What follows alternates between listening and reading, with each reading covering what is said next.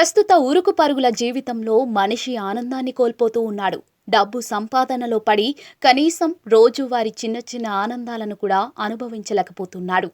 ఒక్క మాటలో చెప్పాలంటే మనిషి జీవితం యాంత్రిక జీవనంలా మారిపోయిందని చెప్పొచ్చు. ఇలాంటి ప్రస్తుత తరుణంలో మీకంటే మేమే చాలా మేలు అంటూ చాలా జంతువులు చాటి చెప్తూ ఉంటాయి. ఇలాంటి సందర్భాలకు సంబంధించిన వీడియోలు సోషల్ మీడియాలో తెగ వైరల్ అవుతూ ఉంటాయి.